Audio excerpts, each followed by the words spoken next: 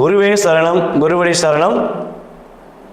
ஸ்ரீ பாலாமி அன்னையை போற்றி வணங்கி, எனது குலதெய்வமான கற்கவேல் அய்யனாரை போற்றி வணங்கி, சீலக்காரி அம்மனை போற்றி வணங்கி, பழனிமலை சித்தர் போகரை போற்றி வணங்கி, திருச்செந்தூர் வடிவேல் முருகனை போற்றி வணங்கி, அனுச நட்சத்திர நேயர்கள் அனைவருக்கும் எனது இனிய வணக்கத்தை தெரிவித்துக் கொள்கிறேன். நான் உங்கள் டிஜே சுந்தரபாண்டி, சிவகாசியிலிருந்து. தற்போது நம்ம பார்க்க போகிற தலைப்பு என்ன பார்த்தீங்கன்னா, அனுச நட்சத்திரத்தின் செயல்பாடுகள். அனுச நட்சத்திரக்காரர்கள் எந்தெந்த விஷயங்கள் எவ்வாறு செயல்படுவார்கள், அவர்களுடைய செயல்பாடு தன்மைகள் எப்படி இருக்கும், என்னென்ன விஷயங்கள் அவர்களுடைய இயல்பான குணாதிசயங்களாக இருக்கும், அதேபோல் அனுச நட்சத்திரக்காரர்கள் எந்த திசையை நோக்கி பயணிக்க வேண்டும், எந்த திசை அவங்களுக்கு ரொம்ப ஒரு நல்ல விஷயத்தை கொடுக்கும், அதேபோல் அனுச நட்சத்திரக்காரர்களின் அதி தேவதன் மற்றும் இஷ்ட தெய்வம் யார், அதேபோல் அவங்க வழிபாடு செய்ய வேண்டிய வழிபாடு என்ன, அதேபோல் நம்ம அனுச நட்சத்திரக்காரர்களுக்கு உடல் ஆரோக்கியம் சம்பந்தப்பட்ட விஷயங்களில் என்னென்ன சின்ன சின்ன பாதிப்புகள் வருவதற்கான வாய்ப்புகள் இருக்குது என்பதை பற்றி மிக தெளிவாக பார்க்க போகிறோம். ஸோ இந்த வீடியோவை முழுசாக பாருங்கள், முழுசாக பார்த்து உங்களுடைய கருத்துக்களை சொல்லுங்கள். மேலும் உங்களுக்கு தெரிந்த நபர்களுக்கு ஒவ்வொரு நட்சத்திரம் கிட்டத்தட்ட 27 நட்சத்திரத்தை பற்றியும் நம்ம தெளிவாக சொல்லியிருக்கோம். உங்களுடைய வீட்டில் சில நபர்கள் நட்சத்திர நபர்கள் இருப்பாங்க, உங்களோட நண்பர்கள் இருப்பாங்க. ஸோ எல்லாருக்குமே இந்த வீடியோவை ஷேர் பண்ணுங்கள், எல்லாருமே பார்த்து பயனடையட்டும் என்று கேட்டுக்கொள்கிறேன். வாங்க நம்ம வீடியோக்குள்ளே போகலாம். அனுச நட்சத்திரம், அனுச நட்சத்திரத்தின் அதிபதி யார் அப்படின்னு பார்த்தீங்கன்னா சனீஸ்வர பகவான். இந்த அனுச நட்சத்திரம் எந்த ராசியில் அமர்ந்திருக்கு அப்படின்னு சொல்லி பார்த்தீங்கன்னா விருச்சக ராசியில் அமர்ந்திருக்கு. இந்த விருச்சக ராசியின் அதிபதி யாருன்னு பார்த்தீங்கன்னா செவ்வாய் பகவான். இந்த அனுஷ நட்சத்திரம் காலபுருஷன் ராசியின் 8ஆம் ராசியாக வருகிறது. இப்போ 8ஆம் இடம் அப்படிங்கும்போது நம்ம என்ன சொல்லுவோம்னா மறைவிடம், அதேபோல் ஆயில், பெண்களின் தாலி பாக்கியம் சம்மந்தப்பட்ட பாவக அடிப்படையில் பார்த்தீங்கன்னா நிறையா சொல்லுவோம். சரியா? இப்போ இந்த 8ஆம் பாவத்தில் அமர்ந்திருக்கும், அதாவது காலபுருஷன் ராசியின் 8ஆம் பாவகத்தில் அமர்ந்திருக்கும் நமது அனுச நட்சத்திரக்காரர்களின் இயல்பான செயல்பாடு எப்படி இருக்கும், அவர்களின் பொதுவான குணாதிசயங்கள், அதாவது எடுத்திருக்கிறது எல்லாமே ஒரு சின்ன ஃபில்டர் பண்ணி எடுத்திருக்கோம், ரொம்ப விரிவாக கொடுக்கல.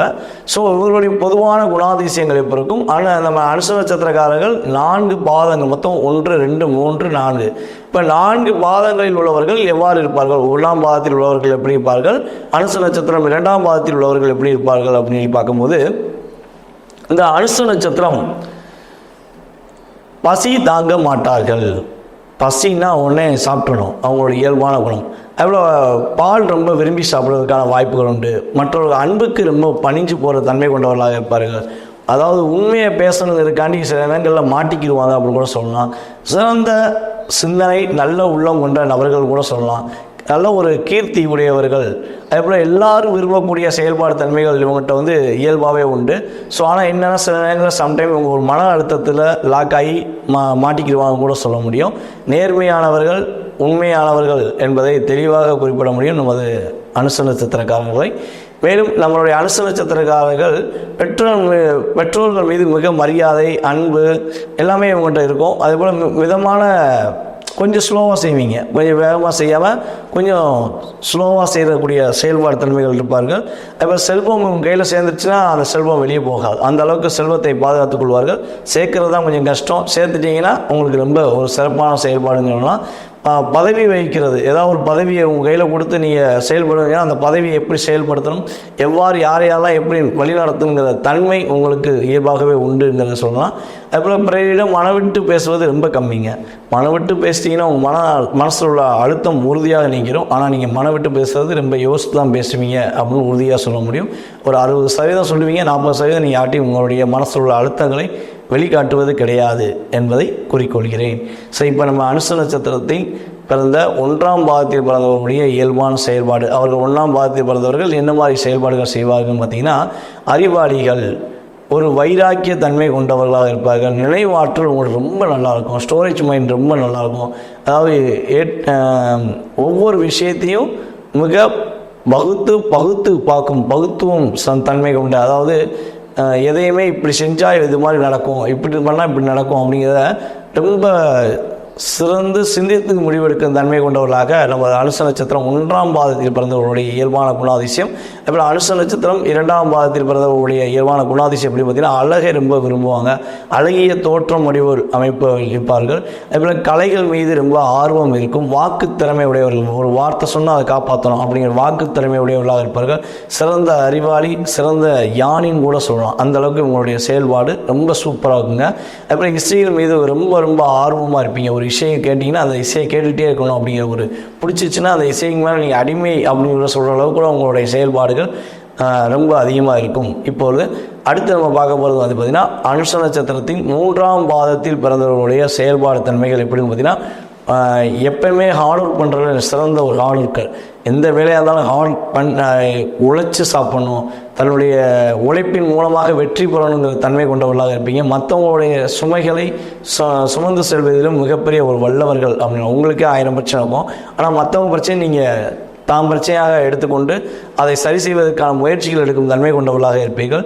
நல்ல ஒரு அறிவு ஞானம் சம்பந்தப்பட்ட செயல்பாடுகள் சிறப்பாக இருக்கும். இரக்க குணம் உங்களுக்கு அதிகமாக இருக்கிறது தான் உங்களுடைய மிகப்பெரிய ஒரு சில நேரங்களில் மைனஸாக சொல்லலாம். ஏன்னா உங்களுடைய இறக்க குணத்தை மிஸ்யூஸ் பண்ணுறவங்க நிறைய பேர் இருப்பாங்க. முடிஞ்ச அளவு இறக்க குணம் தேவையான இடங்கள் மட்டும் இருந்தால் மிக சிறப்பான ஒரு வாழ்க்கை உங்களுக்கு உறுதியாக உண்டு. அதுபோல் இனிமையான குரலுக்கு சொந்தக்காரன் கூட சொல்லலாம் அவங்கள. சரியா?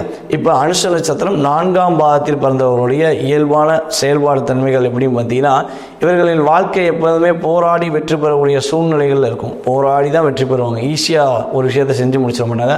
அதுபோல் வந்து பார்த்திங்கன்னா முன்னேற்றம் என்பது இவர்களுடைய பாதையில் முயற்சியாகவே இருக்கின்றன. எப்போ பார்த்தாலும் முயற்சி செஞ்சே முன்னேற்றம் பண்ணணுமா, நான் ஈஸியாக எடுக்க முடியாதா அப்படிங்கிற வார்த்தைகளை அதிகமாக உபயோகப்படுத்துவாங்க. அதுபோல் தாழ்வு மனப்பான்மை சில நேரங்களில் இவங்களுக்கு வரனால ஒரு விஷயத்தை சட்டுன்னு முடிவெடுத்து வெளிப்படையாக பேச கொஞ்சம் தயங்குவாங்க. ஸோ அதெல்லாம் விட்டுட்டு வெளிப்படையாக பேசி இவங்களால் செய்ய முடியும் தன்னம்பிக்கையை வளர்த்துட்டாங்கன்னா இவங்க தான் ஒரு சிறந்த நபர், வெற்றி பெறும் ஒரு முதன்மையாளர் கூட நம்மளால் சொல்ல முடியும். ஸோ இப்போ நம்மளுடைய அனுச நட்சத்திரத்தில் பிறந்த 4 பாதத்தில் பிறந்தவர்களின் இயல்பான குணாதிசயத்தை பார்த்தோம். இப்போ நம்ம பார்க்க போகிறது என்ன பார்த்தீங்கன்னா அனுச நட்சத்திரத்தின் நம்மளுடைய உடல் பகுதியில் எந்த பாகத்தை அது செயல்படுத்துகிறது, ஆளுமை கொள்கிறது பார்த்தீங்கன்னா அனுச நட்சத்திரம் இடுப்பு மற்றும் மார்பகம் சம்பந்தப்பட்ட பகுதிகள், அதுபோல் நம்மளுடைய வயிறு கர்ப்பப்பை சம்மந்தப்பட்டது, ஆசன வாயு சம்மந்தப்பட்ட செயல்பாடுகளில் நம்ம அனுச நட்சத்திரக்காரர்களின் அனுச நட்சத்திரத்தின் ஆளுமை திறன் இருக்கிறது என்பது பார்க்கலாம். இப்போ அனுச நட்சத்திரத்துக்கு உடல் ஆரோக்கியம் சம்பந்தப்பட்ட செயல்பாடுகளில் என்னென்ன சிறு சிறு பாதிப்புகள் வருவதற்கான வாய்ப்பு ஒன்று பார்த்திங்கன்னா மூலம் சம்பந்தப்பட்ட செயல்பாடுகள், அப்புறம் ஆசன வாயுவில் ஏதாவது சின்ன சின்ன பிரச்சனைகள், அதுபோல் வந்து பார்த்திங்கன்னா நம்மளுடைய உடல் ஆரோக்கியம் சம்மந்தப்பட்ட செயல்பாடுகள் தொண்டை பகுதிகளில் சிறு சிறு பிரச்சனைகள் இருப்பதற்கான வாய்ப்புகள் உண்டு. ஸோ நான் சொல்கிற வழிபாடு முறையில் பின்பற்றுங்க. அப்புறம் உங்களுடைய சுய ஜாதக ரீதியாக சில மாற்றங்கள் ஏற்படும், அதை வச்சு நீங்கள் உங்களுடைய வாழ்க்கையில் நல்ல ஒரு மாற்றத்தை ஏற்படுத்தலாம். உங்களுடைய திசை பார்த்தீங்கன்னா கிழக்கு திசை உங்களுக்கு ரொம்ப அருமையாக இருக்கும்.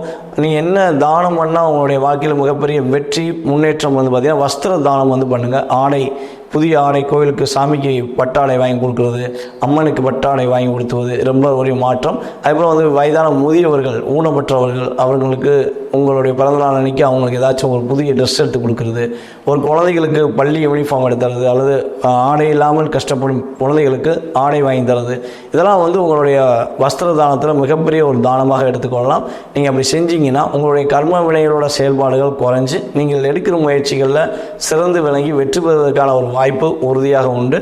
அதுக்கு அடுத்தபடியாக வந்து பார்த்தீங்கன்னா நீங்கள் கும்பிட உங்களுடைய அதி தேவதை யாரும் பார்த்தீங்கன்னா அனுச நட்சத்திர அதி தேவதை யாருன்னு பார்த்தீங்கன்னா லட்சுமி அன்னை உங்களுக்கு அதி தேவதையாக வரனால செல்வ செழிப்பு சம்மந்தப்பட்ட விஷயங்களுக்கு நீங்கள் லட்சுமி அன்னை படத்தை உங்களுடைய ஃபோன்லேயோ அல்லது உங்களுடைய அலுவலகம் அல்லது வீட்டில் நீங்கள் உறுதியாக பற்றி பொருத்தி சாமி கும்பிட்டிங்கன்னா உங்களுடைய வாழ்க்கையில் நல்ல ஒரு மாற்றம் இருக்கும். அதுபோல் வந்து பார்த்திங்கன்னா உங்களுடைய வழிபாடு தெய்வம் வந்து பார்த்திங்கன்னா சிவன் கோயில். அடிக்கடி சிவன் கோயிலுக்கு போங்க. முடிஞ்சளவு சனிக்கிழமை சிவன் கோயிலில் போய் சனீஸ்வர பகவானையும் சிவனையும் பார்த்து நீங்கள் மனசார கும்பிட்டிங்கன்னா உங்களுக்கு ஏற்படும் தடைகள் எல்லாம் விலகி வெற்றி காண்பதற்கான உறுதியான செயல்பாடு தன்மைகள் இருக்கும் என்று கூறிக்கொள்கிறேன்.